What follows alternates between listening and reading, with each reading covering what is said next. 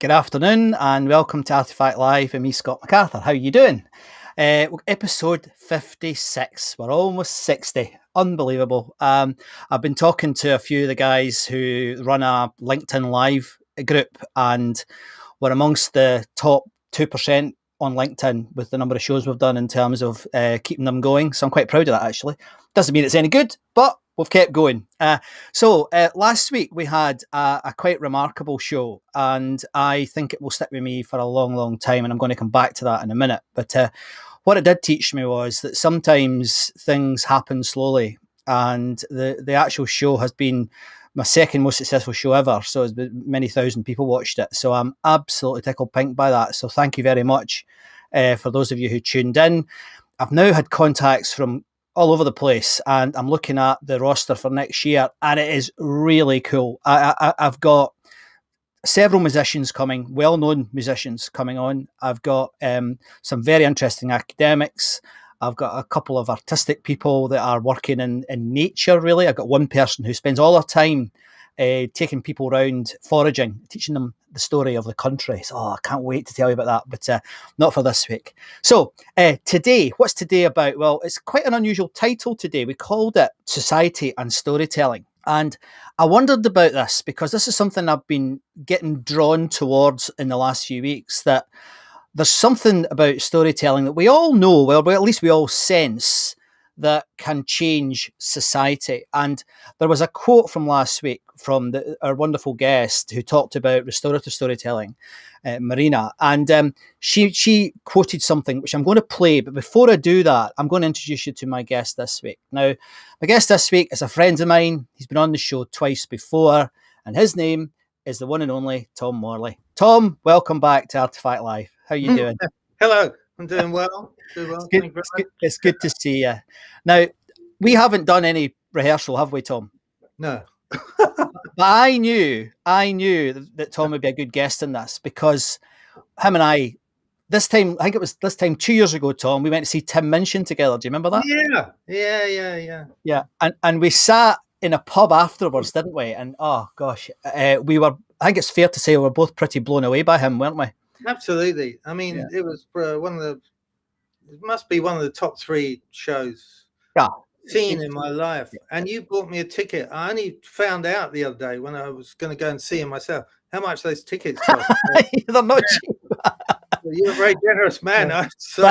Back in the bad old days. Anyway, but the thing that we both spotted that night, and I should have put it on video. I've got the video, you talking about it somewhere, but the thing that was very clear was he was making really powerful statements about society via the medium of storytelling. This is a song about prejudice and the language of prejudice and the power of the language of prejudice. Whether it was poetry, spoken word, or music, that's what he did all night, wasn't it? Yeah. It's funny watching that video clip that you sent me of me talking about it afterwards. Yeah. When I said he told a surprisingly linear story. I don't remember it now, but I think he just said, I did this, and then I did that, and then I did that. And most stories, if you see, most speakers are advised in order to catch the audience, is start in the middle of the story. Yeah. Like, I was in the jail cell, and I was all alone, and the window slipped back, and the guy said, well, I don't know when you're going to be interviewed. So you go, oh, what? And then you go back, and you'd say, oh, I was just driving down the street. And then you go forward. 2 months later, I still hadn't got my car back. So you do that, but he didn't do that. He could, I mean, talk about disruptive. It's like, I won't use the disruptive format. I'll just do it linear, like like you're told not to do at drama school or writing school or anywhere else. I'll tell you a linear story, but man, am I going to make it interesting? Absolutely. It's complete genius. Now, if anybody doubted why I brought Tom on, he's just proved it. Now, before we go on, Tom, I just want to remind people who are new to the stream what they have to do to really take part in this. If you're tuning in from Facebook, there's a little niggle in the code that means that your name won't come up in the chat if you put your name on. So if you are coming in from Facebook, there's a little piece of code here, just a little line of little website that you need to type into to your browser to allow you to connect to the system that I use, which is called Restream, and it's chat.restream.io/FB, and that'll mean you'll come in as your name rather than Facebook user. And if you are new and you've never been in before, and I know there's some people coming in, but they might be on replay at the weekend, but if you are still, doesn't matter if you're on replay, give us your name and where you're tuning in from, because I really do appreciate seeing where you're all coming in from. So that would be terrific. Now, the first thing, Tom, that I want us to think about, and I want to demonstrate, open a door to a conversation, really. And I don't know if you noticed it because you were late to the game, but I was thinking about one of the motifs that I use a lot when I'm speaking. And one of the motifs I use is actually this. It's a nail going into a piece of wood. And it means, I mean, I don't know if you can remember how I take this, Tom, but I mean, immediately, does that bring anything to mind, or you just went, what's he talking about? I don't know if that means anything to you. Well, it's funny because this is a story. I was telling someone yesterday. They said, "What? Give me an early experience." Do you mind if I tell you? It does relate. Go. No, is that why you're here, my friend? Give me an early experience where you're kind of aware that you made a decision about the world. Yeah.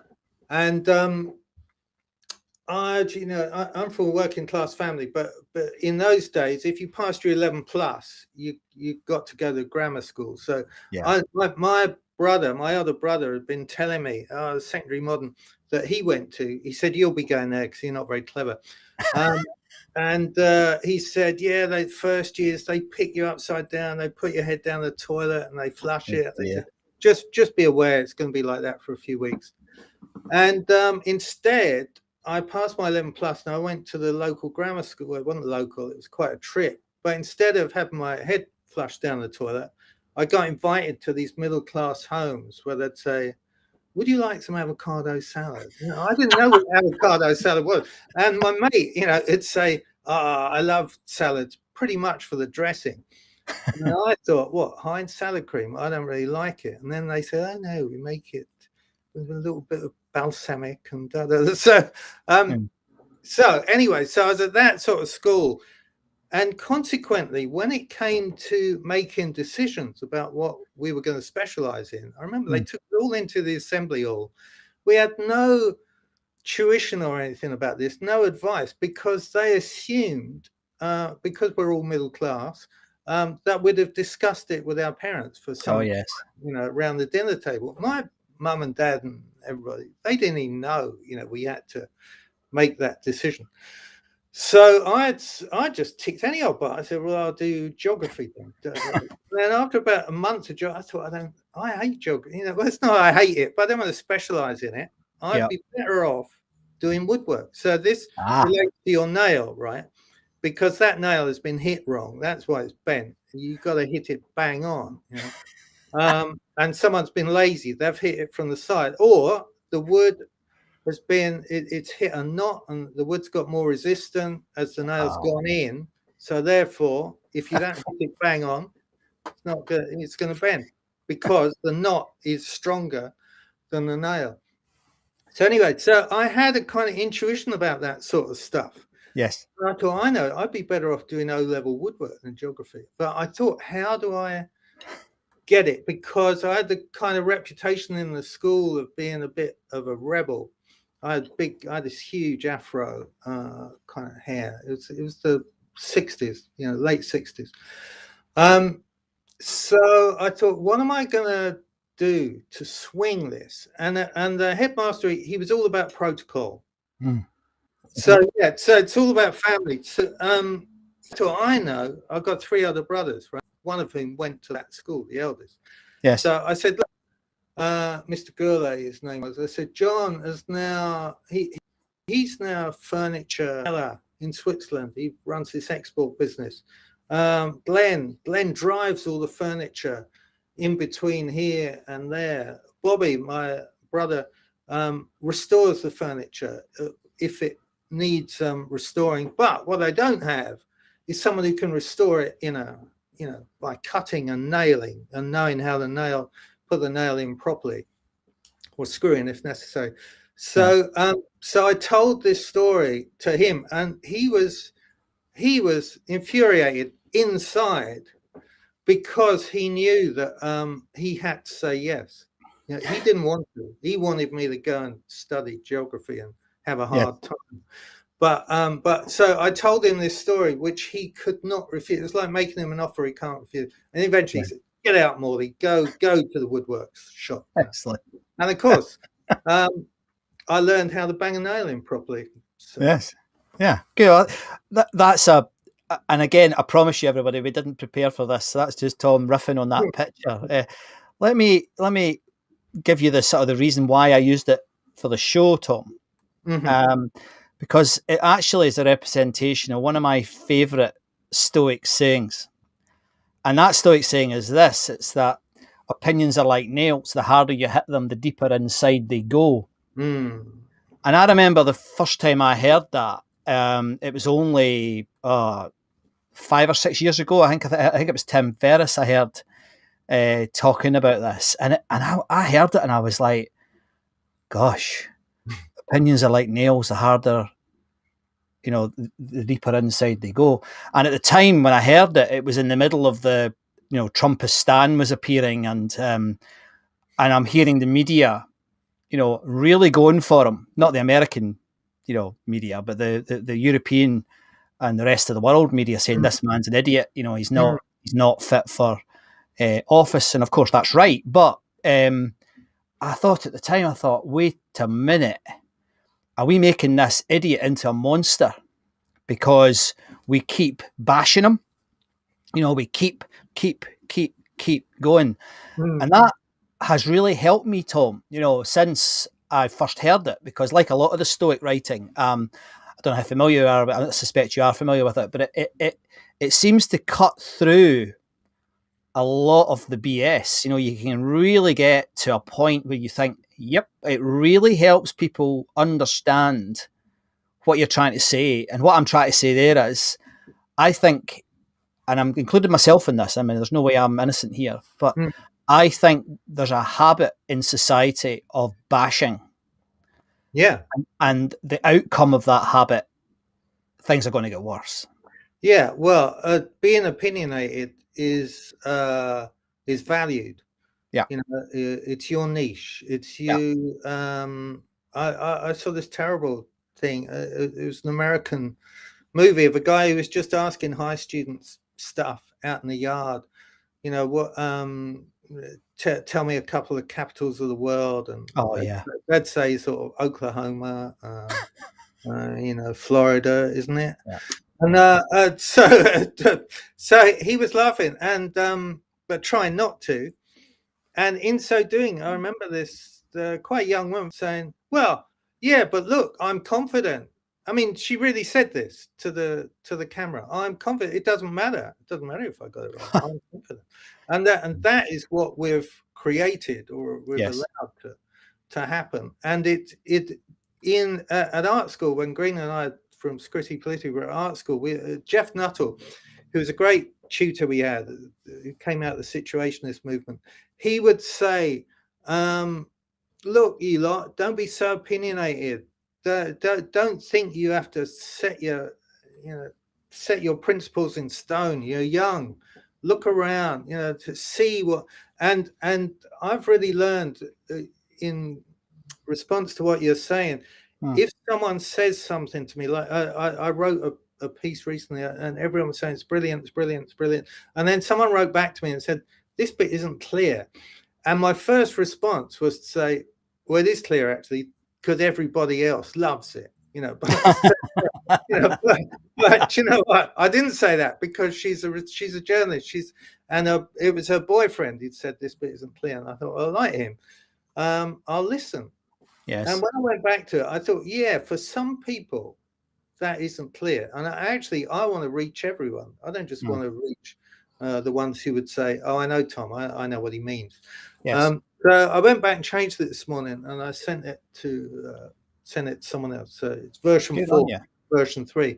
But Yes. that is just an example of I think what you're saying. We get those messages all the time, all of us. Yes. I'm not so sure about that.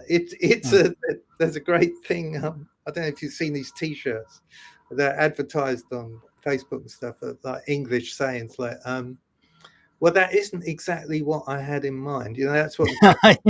And underneath in smaller right, it says, "What the bloody hell is this?" Yeah. So we're so good at Yeah. kind of going, thanks Mhm. for your feedback. But what Yes. I really think is, I remember one of the in my career, I used to do a lot of when I used to have a proper job, Tom. I used to do a lot of interviewing for British Gas and for other companies, yeah, and I used to do what they call the milk rounds, where you go into the universities and you meet all the youngsters. uh-huh. And one of the I guess the markers that I looked out for that would bar them from going through to the next phase was certainty. Yeah, And I remember having dialogue with my boss at the time because she wasn't sure, and I said, "Look, if people are certain after a university career, okay, when you're a teenager, you have that certitude, don't you? You get yeah, through that, but when you after university, if you're lucky enough to go to university, you should be beginning, I think, anyway, to doubt, and say, well, wait a minute, this is complicated, and I still stand by that, and particularly when I hear people in their 40s, 50s, 60s, 70s speaking with absolute certainty, I despair. yeah, I despair at it because at the end of the day, I mean, and I know the way I speak, I'm quite confident, and people think, oh, you must know it. But actually, underneath it all, often I'm going, shit. But I take pride, in saying, wait a minute, I've changed this bit because I've changed my mind. And it's part yeah. of the scientific, it's part of the scientific training, I know that, but it's not filtered into society, I don't think. What do you No, think of that? it's interesting. We should be talking about school because Yeah. one thing I remember from history Mm, was I think it was Disraeli, our mm, history teacher saying Disraeli he was fighting for this and he was fighting for that, and then you'll see there's a point in history where he changed policy, mm. and he was asked about that in the House. Ah, I see you're not consistent, Mr. Disraeli, and he said, well, do you know what? I've listened to your arguments and I've changed my mind. Yeah. And I think if we were taught that, we could just practice it, saying it to the mirror every morning. We don't have Yeah. to wait Yeah. until we're standing up in Parliament, but we Yes. could practice saying, "Well, I've changed my mind." In the same way that automatically, oh, look at that! Whoa, what you're so slick. Um, in the same way that that young American girl was saying, "I'm confident," you know, you could instead say, "I've changed my mind," and do it, Yes. with a different sort of less defensive energy. Yes. But hey, you've just made a difference to me. You've Yes. expanded me a little. So Yes. No, I like that. And I mean, I remember my old professor saying to me, it wasn't about him, it was about another anatomist who had spent, he was the fella who provided very good evidence that the Turin Shroud was fake and that there was mhm, various paintings in the Louvre that were fake. He was a mhm, colour specialist, he was an incredible man, this guy. mhm. And he had diagnosed a particular painting. I can't remember what it was now, but it was in a Russian art gallery, and he got it wrong. And then, in fact, one of his methodologies was shown to be wrong, and Mhm. he'd won a Nobel Prize for Right. the work that he did. And before he died, a lot of that work was shown to be wrong. And he said, I never heard him say it, but my professor was with him when he said it. He said, that was the proudest moment in my career when I was shown to be wrong. Wow. Now that Yeah. takes some commitment to what I would Yeah. call progress, commitment to progress, because he won a Nobel Prize, for God's sake, and it was wrong, Yeah. Yeah. But it shows fascinating. he was at the forefront of it. That's all we can ever be. We can only ever be in the vanguard. and he was probably proud of that. You know, Yeah. I don't know what was going on in his mind, but Yes, yes. Yeah. There's a comment here from Derek Cheshire. Hello, Derek. Thanks for joining us from LinkedIn. I definitely agree about certainty. It goes hand in hand with an inability to cope with ambiguity. yeah. And who can be certain now? You know, this year, the last couple of years, it's I'm reminded of that thing. You know, I mean, it's probably a meme all over the place. Things have never been this fast, and they'll never be this slow again. We are moving at ridiculous speed. You know, Yes. we were playing like this. Here we go. Yes. Yay! Dead easy. Yeah. 2019. Yay! 2020. 2021. You know, and 2022 is going to be all over the bleeding kit. I was just watching your Artifact Live. You know, it's got a rhythm. Artifact Live. And if you funk it up a bit.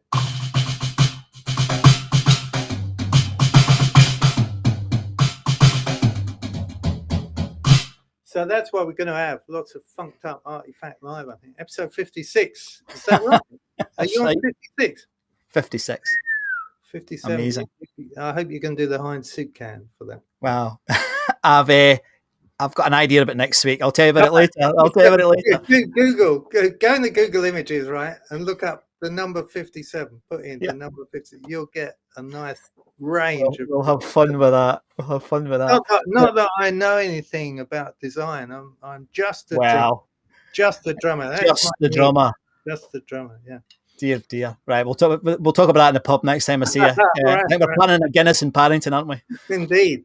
Yeah. So there's a story I've got that takes this and adds to this, because I had an experience that I don't tell this story very often, Tom. I don't think you've heard me tell this story before, but I was working with the Third Sea Lord, head of the Navy, and I was working with his leadership team, and I did that for 9 months in I think it was in Abbeywood, one of the big bases for the administration, if you like, of the military.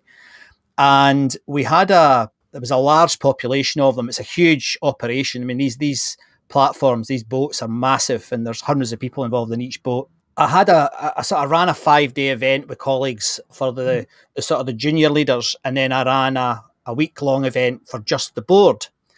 And there was all sorts of things happen, but there was one moment that it honestly gave me goosebumps. I had asked the group, and this was the senior leaders, to describe to, if you like, a layman what they did for a living. Mm-hmm. Right?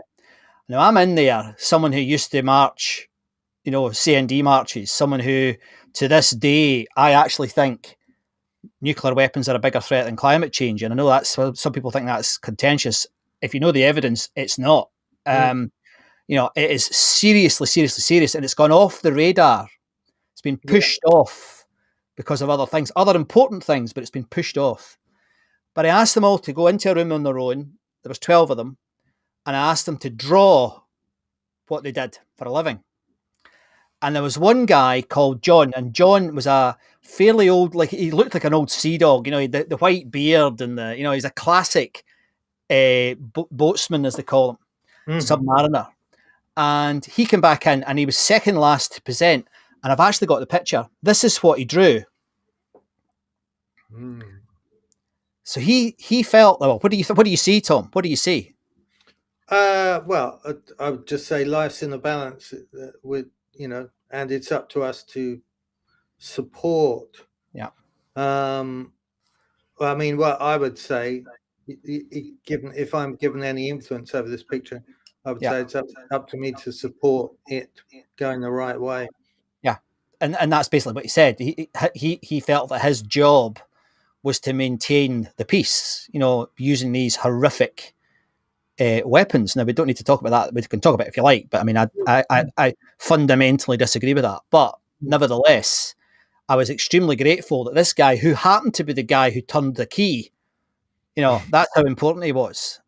And that's how he saw his job. Yeah. Yeah, well, you want someone like him in You charge. do. You don't want a Tony Robbins, do you? Going bah, No, bah, bah, no. you want somebody like him because to me it really again told an important story because I'm not pretending then because that was 15 years ago, right? Mm, mm. Back then, did I see that as significant as I do now? No, I didn't. I thought it was like wow at the time. I remember thinking, my goodness, because I was only in my 30s and I'm going, I was clueless. I was a consultant, I was all over the place. Yeah.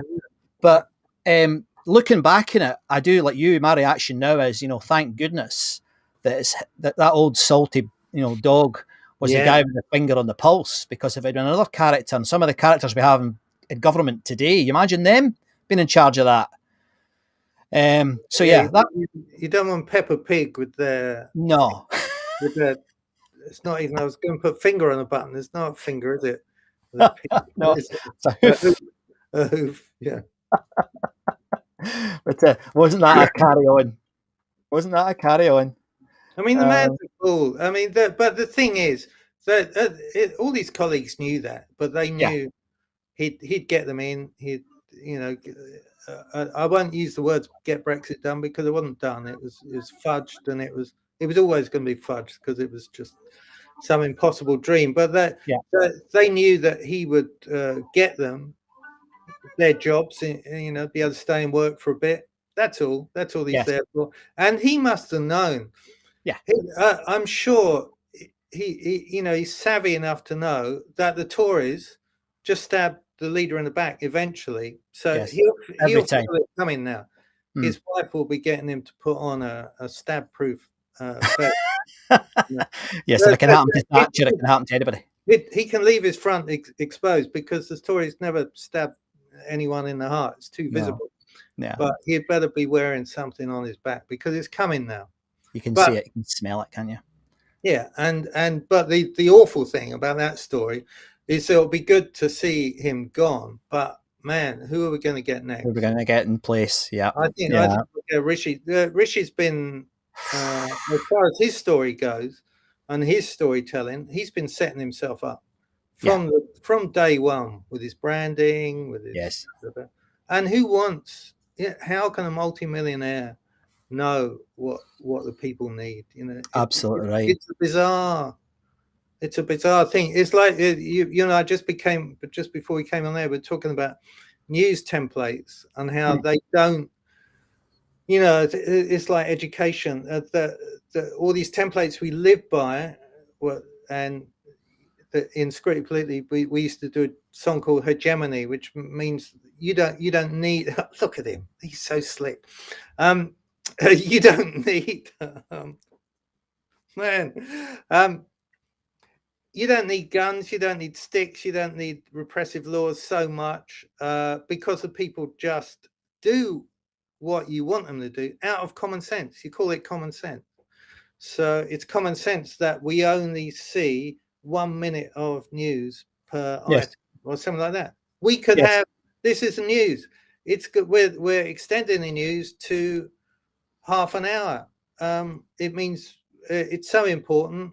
We're not going to be showing EastEnders. We could do that. We could have a kind of smorgasbord of TV. Oh my God! Can you see what's happening to girls now? They can't go to school in Afghanistan. We're going to do the whole day on that and about education and women. So we could live like that, but instead we just have girls don't seem to be going to school anymore in Afghanistan. Anyway, over to the weather. So I don't know where we started with this, but it was the trotter. Well, I think the point of all of this, that I tell you, Scott, you should think of taking this up seriously. You are so good, and because if you're doing what a TV producer would have, 4 people doing. Get me Hegemony, Scripted Politically. I know no one's ever heard of them, So, but you're just doing it all yourself. Well, I think the needs must, my friend, because and it's nice of you to say that, and it means a lot for you, somebody like you saying that to me. But the issue there is that I think everybody can do this. I don't think it's that difficult. I just think we have a fear of doing it, and I think and I will be telling that story. I've been asked to speak at a few events about it actually, which is really weird. But yeah, it's just learning to drive. That's all it is. But I'll tell you what I wanted to do. I'll pause you making a racket in the background here, and what I'll do is I'm going to ask you to watch with me something. I'm not going to put it off. We're both still going to be on camera. And this was a piece that Mariana mentioned last week.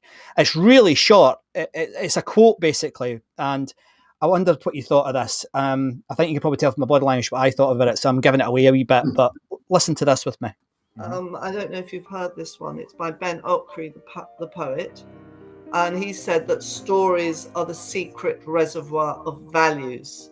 Change the stories that individuals and nations live by and tell themselves, and you will change the individuals and nations. Yeah, exactly. I watched all of her. Oh, did you?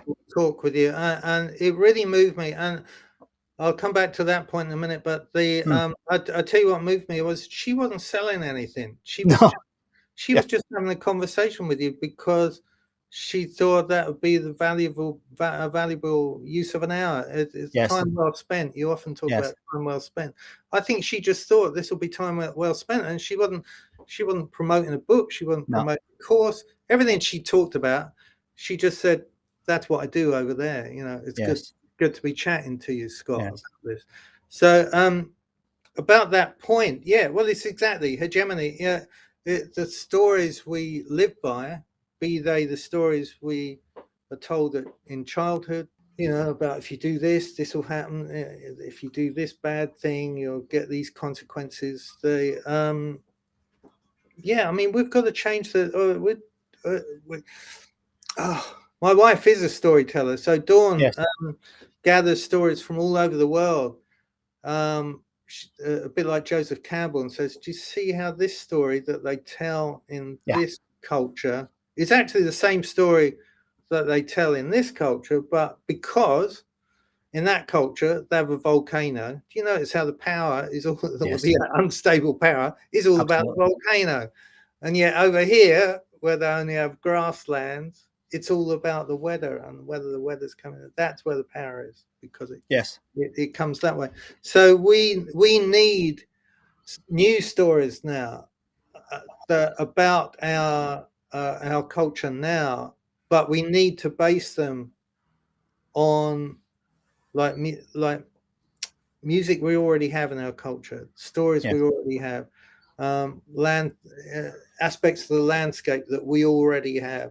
The tragedy of and the banality of Brexit and the arguments around it were it was a kind of double think thing. We're really proud of our culture, but you know what? We don't know fuck all about our culture. Yes, all those people.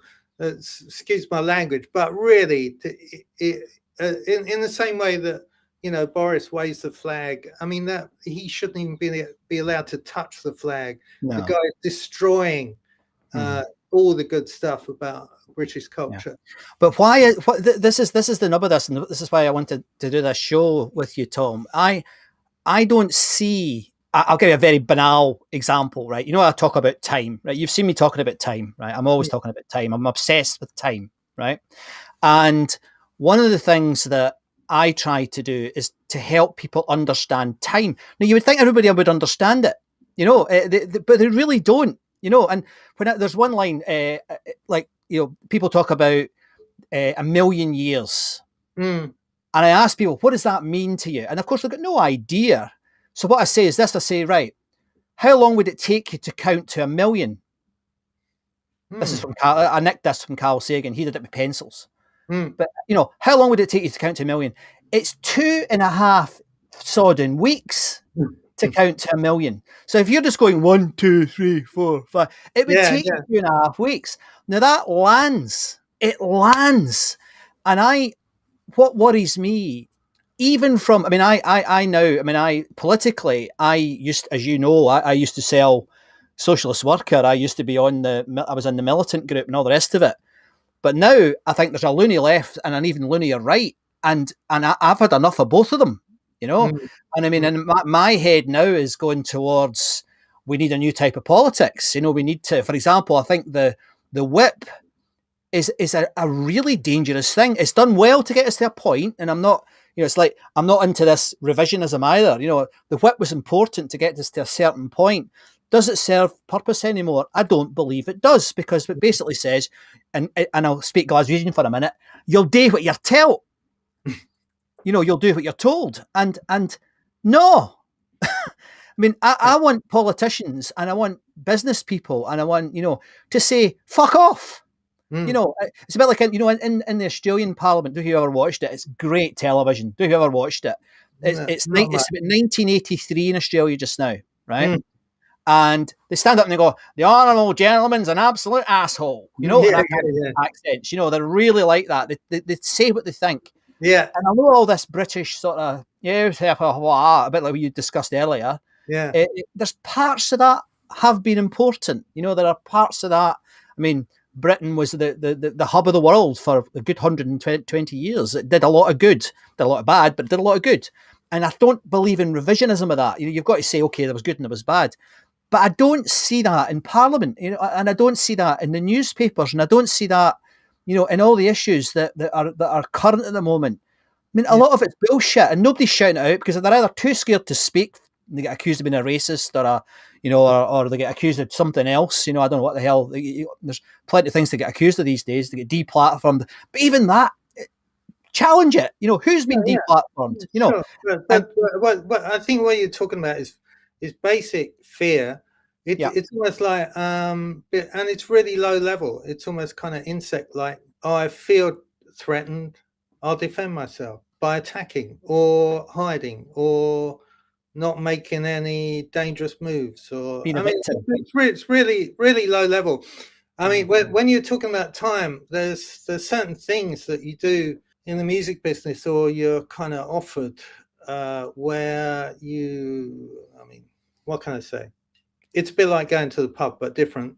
And you ingest certain chemicals where you experience time not in a linear way, as these scared people do, who are thinking, that was my past, this is my present, I've got to look after my future. You just experience time as, all right, it's just now. That's all it is. I mean, we only ever have the present moment anyway.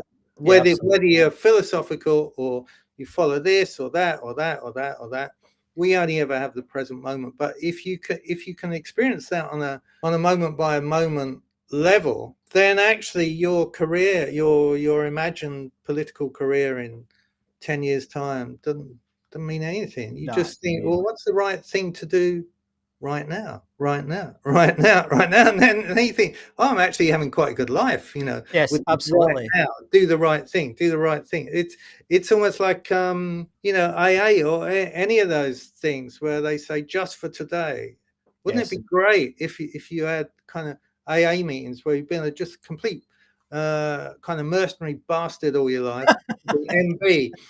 I'm going to an MB meeting, and then you just say, just for today, I'm going to do the right thing. I might be a complete bastard again tomorrow, but just for today. Will anyone support Tom to do the right thing? Yeah, all right, I'll do it. I did it once, So wouldn't that be great if we just did that? And we could do it without any, okay, everybody, we've got to change all the structures. We could do it all within the structure. The Tories could even say, I know I've been a complete, I'm going to close down my offshore. I'm going to bring my money back. And just for today, I'm going to bring all my money back, and I'm going to pay the right amount of tax. Yes. And all the civil servants, we let Starbucks off. Do you know what? Just for today, let's collect it.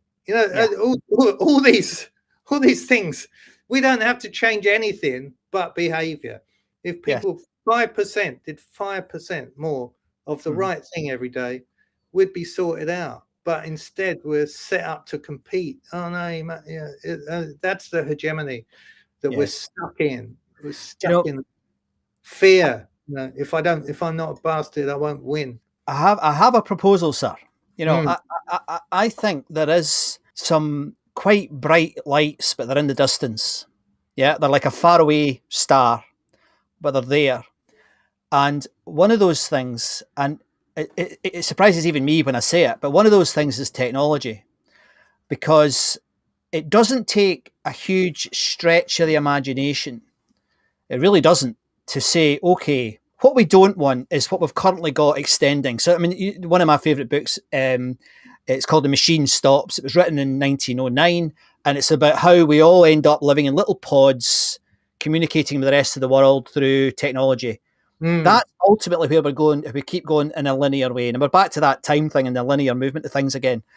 However, there's another way of thinking about it, that technology could help us change things, because I know that a lot of people, with our background, and I literally do say this, and I believe this. I think people are the answer, love is the answer, all that sort of stuff. But that's not going to change everybody. We've known for decades that won't change everybody. You'll get a little movement. You can sometimes get change coming from little movements. There's some evidence that happens, but I think technology is one of the answers, because what could technology, if you stretch your brain for a minute, Tom, I don't know if you've ever heard me talk about this, but I think we're on the precipice of start-up communities, start-up countries, start-up welfare, because we always talk about start-up companies, but if I start, and I'm just being hypothetical, if I start a successful vlog, right, say for a miracle happened and my live show went really popular and I had millions of followers, bit like, Rogan and all these other guys that are doing really well, they're bigger now than a lot of countries. That's a fact. They're bigger now than they have more influence than governments on certain individuals. I think locally, things like Nextdoor and all that other technology that's around, I think if people can come together enough, we can start to mobilise. And the technology means that you don't need to live in my village. We create our own villages. We create our own country. Countries are completely arbitrary. I mean, you don't walk outside and go towards Cardiff and trip over a border. Maybe some people would like that in Wales, and maybe some people in Scotland would like that in the border, but you don't. It's all just made up nonsense. It's all subjective. So let's change the objects. Let's change it. And I think technology and Bitcoin, the cryptocurrencies, I don't know if you know anything about that, but that can be part of the argument. But of course, they're not very good for the environment. So, it's a quandary at the moment. But I'm quite excited about that, because there's not a lot of folk thinking like that. They're all talking about, changing the current system. Just smash the current system, because now's the time, for the first time in history, I think, that we can actually do that. And we've got technology that can help us achieve that, Tom. You've come across that stuff, but I think the idea of start-up communities, saying that, we don't accept the council. We don't want them. Bunch of, around where I live, my God, why anybody would vote for them. They're a bunch of stuck-up, useless so-and-sos, and all they're doing is building houses everywhere, crowding the roads, destroying the environment. But the people locally don't vote them out. That really worries me, and I think, what the hell are you doing? And people say, well, you should get involved. I do get involved, but it doesn't matter. I don't know. Yeah, I'll tell you a story about that. That we lived next to Scion Park here in Isleworth, West London. Yeah.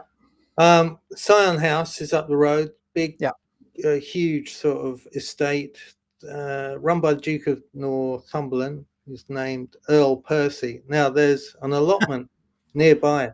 I've seen you posting pictures of it. Yeah. So the allotment, he said, I need to maintain. He's one of the richest people, right, in the UK. Yeah. Earl Percy. We were out on the streets. Earl Percy, give us mercy. We were. I was keeping the groove to that on my snare drum out in the streets. He didn't listen, and he said, "No, I'm going to build, because I need the money to maintain my house, my big house. I'm going to build flats, but I'm going to leave 1/3 of it as allotments, so you'll all have small allotments, And we knew, and anyway, he spun this story. There's a hospital up the road. I'll make the flats affordable for nurses. We all know. If you looked at the plans, they're all luxury flats, right? Yeah. So we were out on the streets protesting, all sorts of things. And one of the councillors is great. He's really good councillor, Labour councillor.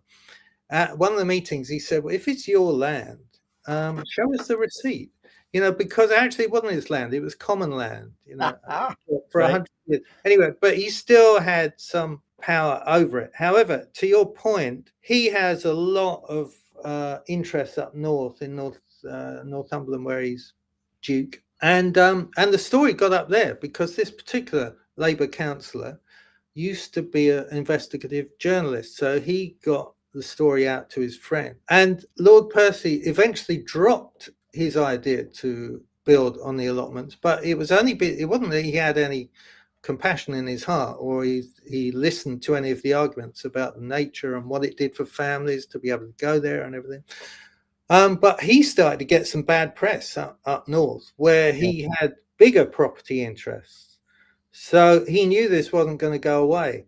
So to your point, I think we have some power, but it was always within his power because he had the money to just go, who cares? Bit of bad press, few rotten tweets for a couple of months, then it'll all blow over. I think he was advised. It was certainly nothing to do with his heart. But I think you're talking about a way of kind of getting what we want through.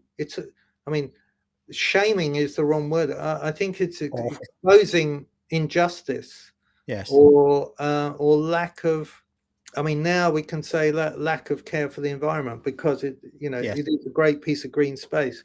And so there's all sorts of things. But when you say we can smash we can't smash the system. The system is very, very resistant. I'll tell you one story that I heard from Jamie Wheel, who he said he heard this conference where all the several billionaires hired this top futurist to come and speak, and they got this big hall, and the futurist turned up, and he said, well, when are all the people coming in? And they said, oh no, but there's no people, it's just us. We want you to tell us about the future. So he outlined this futurist, right? He outlined things about climate change and what would have to change and how they could spend their money. Eventually they said, the question we really want to ask, because we've built our bunkers, we've got our survival plan. Yeah, exactly. Jamie Wheel, lovely guy. I've worked with him quite a lot now.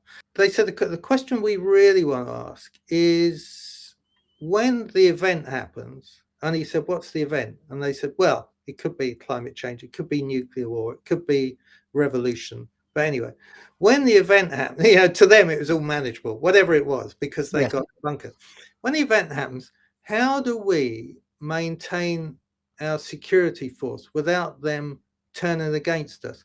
Should we get neck tags that give them electric shocks?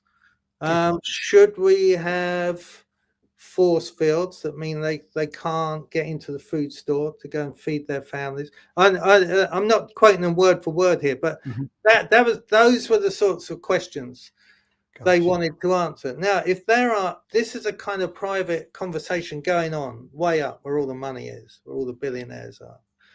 And we all know, so, because we've done, the people have done the sums, we could still have the same amount of billionaires in the world if we ask them nicely to give us some of their billions to spend on whatever we need to spend, be it national health, be it looking after older people, be it looking after children who come as asylum seekers and their parents drown in the channel, and all those things. We could, the billionaires could still be billionaires. So we know there is no feeling, there's no compassion, there's no strategy for how we will survive. There is a strategy for how they will survive and their families. That is the world we are living in. And so I think you're right. I think we have to fight the power in whatever way we can. But it's not going to be reasonable. It's not going to be within a template that the news can just report. Some billionaires have given some of their billions away. Therefore, these children don't have to live in grotty seaside hotels anymore when they land. So it could all be fixed. If they'd given the keys to number 10 for a week, I have my team in place. We could do it within a week. That corporation tax that hasn't been paid, Yes. Legitimately, that we can collect legitimately. They're meant to be Yes. paying it, but they're getting away with it. We could fix Yes. everything. All that Gosh. money. It does. I think is it partly because, I mean, this is a counter argument, but I think part of the problem is that a lot of people, and I'm not including you in this, but a lot of people don't want to help the community. They just hate the rich.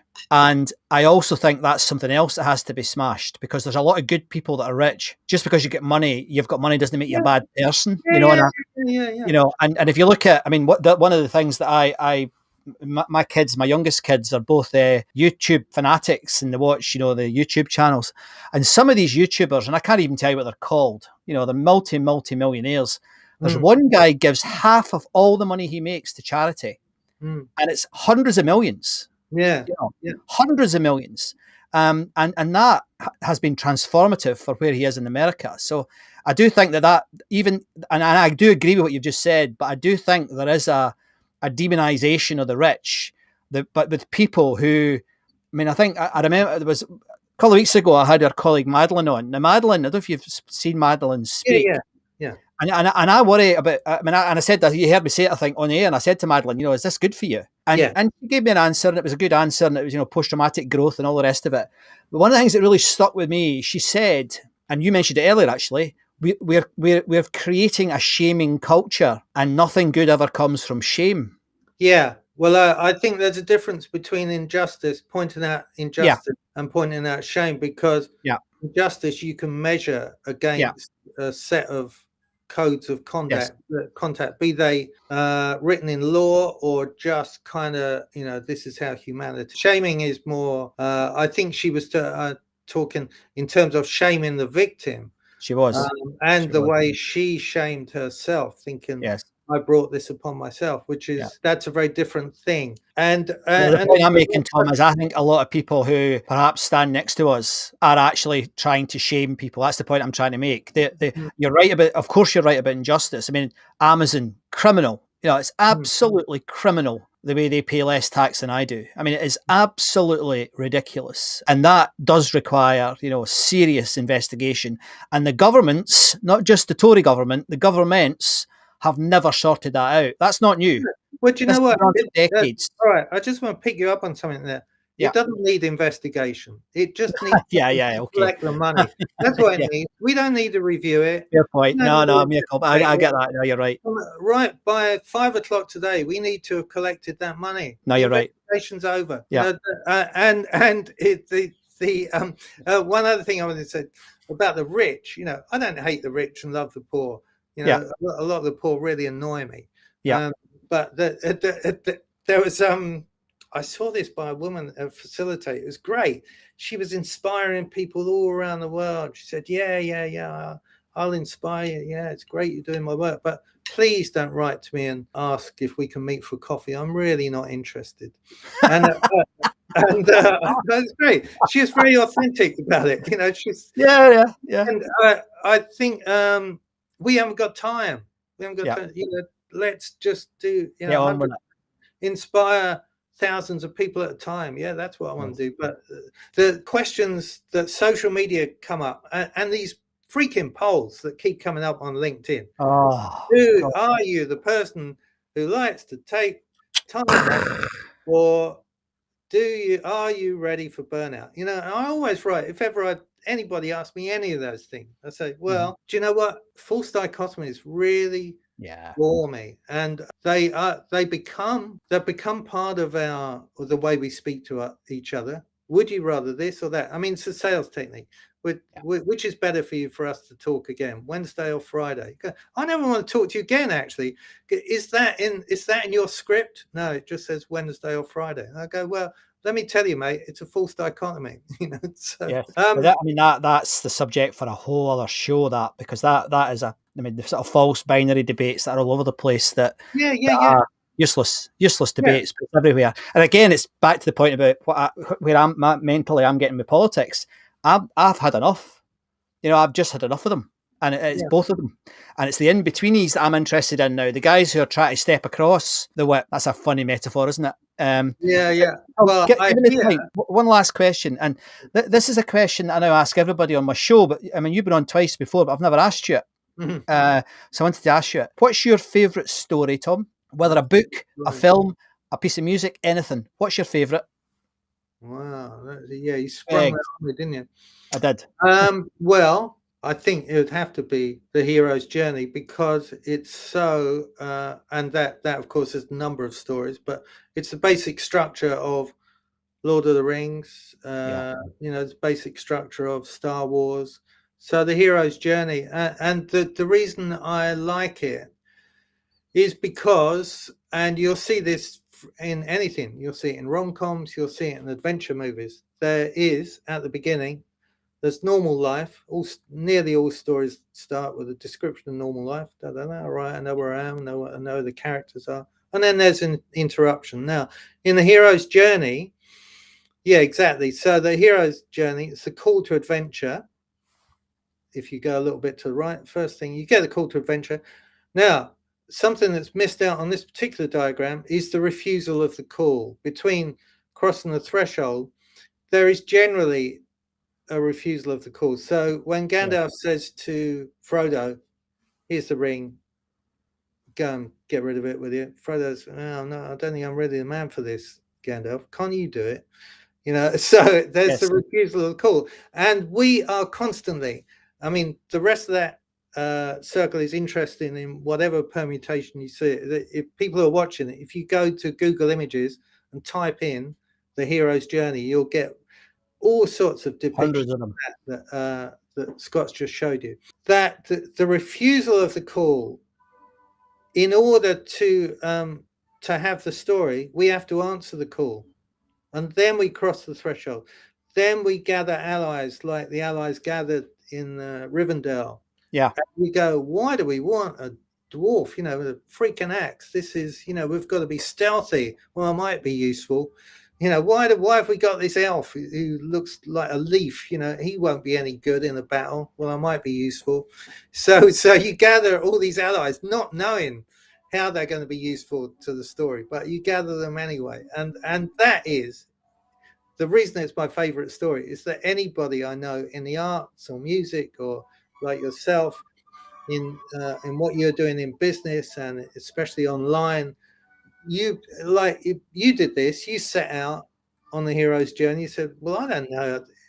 How come if I hit this button, I'm not live? I'm not live for 60 seconds. Or how come it's come on LinkedIn, but it hasn't come on Facebook? Or so all that, you have to cross that threshold. And there's a point in the Lord of the Rings where I think they actually show it on the ground. They show their feet, and they say, "Do you know what? We're not in the Shire anymore, and or we're not in Texas anymore. Whatever it is,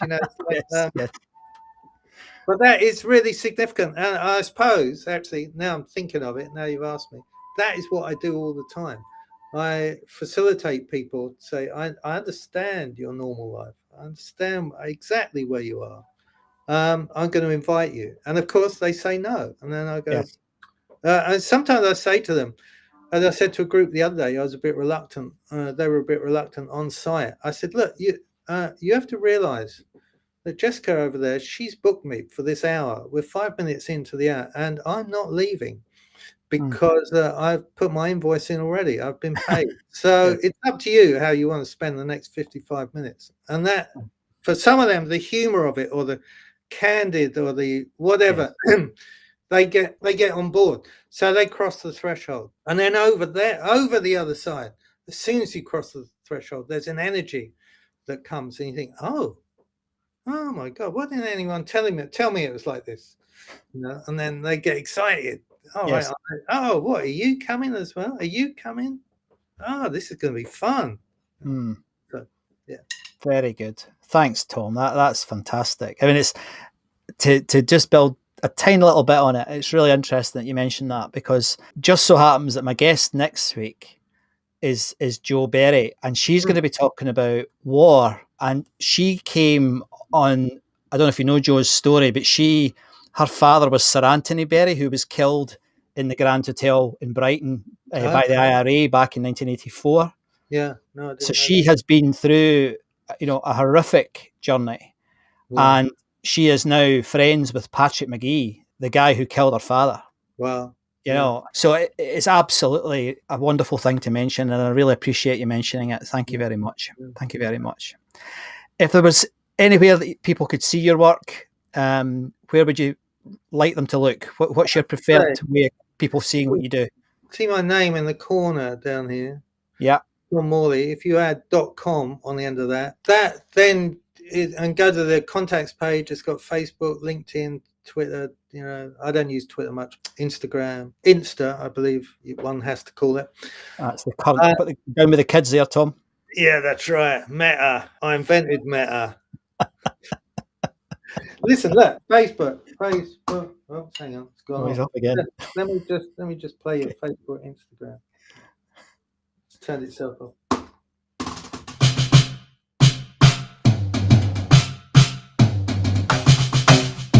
That's right. That's Facebook, Instagram, right? It's quite Excellent. funky. Yeah. Facebook, Instagram, Facebook, Meta. That's it. Meta. It's not very funky, is it? No, excellent. I mean, he'll get away with it. Of course he will. I always think now. I don't think Trump's coming back. So I didn't put this out when Trump was around, but Trump didn't understand the difference between 4-4 and 6-8. If you want to get a chant going, because he's built a wall, right? Yes. All these people build a wall, build a wall, build a. You can't sustain it. It's not interesting. But if he'd done it in 6-8, right? Build a wall, build a wall, build a wall. He'd have had his wall built by now, but instead it was build a wall, build a wall. I'm bored. I'm going home. I'm not giving you any money. Yeah, build a wall. Right, I'll give you my life savings. I mean, these people, they know nothing. Tom, you've been wonderfully entertaining as well as wonderfully wise, as you always are. This will not be the last time we're on this show together. Thank you very much for spending an hour with me and my audience. It's been brilliant as always, and I cannot wait to have that pint with you, my friend. Yeah. Oh. So thank you, Tom. All right. Take care. So I hope I'm hurt. My face is hurting because I've been smiling so much. I hope you appreciated that as much as I did. I know we probably stepped over lines that you're not supposed to step over. I don't care. We need to do more of that. I would like to see more people having dialogue, swearing, becoming authentic, being real. And so thank you, Tom, for that. That was wonderful. The next week, we're returning to a topic that I never thought I'd talk about. I never thought I'd take in so much about it, but that topic is trauma. I've already got a trilogy of shows about trauma, but next week we've got Jo Berry, as I mentioned to Tom earlier, coming on to talk about her work, which is, I think, phenomenal. So I really hope that you can come along and join us next week, because it's going to be a humdinger, and I don't know where to start with the one next week. So anyway, so I hope you enjoyed the show. Thanks for all of you who have tuned in, my new friends from the LinkedIn streaming group. That's fantastic. I really appreciate you coming in, and I look forward to watching your streams as well in the near future. So once again, my name is Scott MacArthur, and this has been Artefact Live, the art and science of storytelling.